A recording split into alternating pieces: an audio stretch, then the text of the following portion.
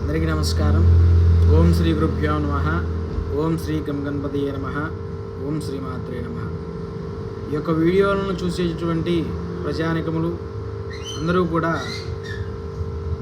ఈ యొక్క వీడియోలను సబ్స్క్రైబ్ చేయండి, లైక్ చేయండి, షేర్ చేయండి.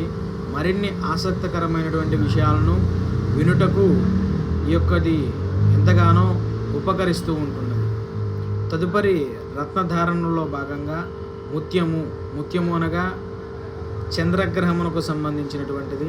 జాతక చక్రములలో గనక చంద్రస్థితి సరిగా లేనట్లయితే, మనశ్శాంతి కరువైనట్లయితే ఈ యొక్క ముత్యధారణ అనేటటువంటిది ఎంతో శ్రేష్టంగా చెప్పబడుతున్నది. ఈ యొక్క ముత్యము అనగా 9 రకాలైనటువంటి ముత్యాలు ఉంటూ ఉంటాయి.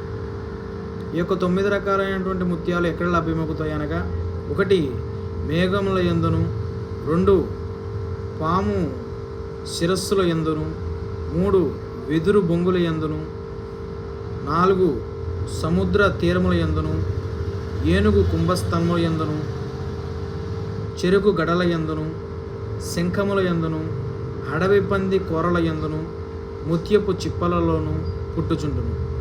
ఈ యొక్క ముత్యాన్ని ధరించినటువంటి వారు ధనధాన్య అభివృద్ధి, అవివాహితులకు వివాహములు ప్రాప్తి, గుండె జబ్బులు తొలగను. వీటిని ధరించుట వలన అనేక శుభములు చేకూరును. ఆ ముత్యములు శ్రేష్టమైనవి, గుండ్రమైనవి. ముత్యము మంచినీరు కలిగి ఉంటుంది. ఈ యొక్క ముత్యములు ధరించుట వలన విషదోషములు, సకల దోషములు హరింపజేయను. ఈ యొక్క ముత్యాన్ని ధరించుట వలన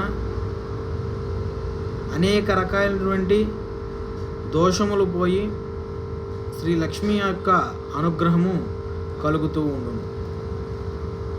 ఈ యొక్క మంత్రసిద్ధికై ప్రయత్నించువారు ఈ ముత్యాన్ని ధరించినచో మంత్రసిద్ధి కలుగును. అలాగే లోక వ్యవహారముల యందు జయము కలుగును. ఇవి ముత్యపు చిప్పలలో ఉండును, ఎరుపు రంగుగా ఉండును, అనేక రకములైనటువంటిగా ఉండును. ఇటువంటి ముత్య పరీక్ష చేయదలిచినటువంటి వారు చంద్రకాంతితో సమానముగా ఉండేటటువంటి యొక్క ముత్యములందు వీటిని గోమూత్రములో కొద్దిగా ఉప్పు కలిపి అందు ముత్యమును కొంచెము సేపు ఉంచిన తరువాత వరి ఊకతో తోమిన పగిలినచో అది కృత్రిమ ముత్యము. పగులక వెనుకటి ముందు వలె మెరుస్తూ ఉన్నచో అది సహజమైన ముత్యమనియు,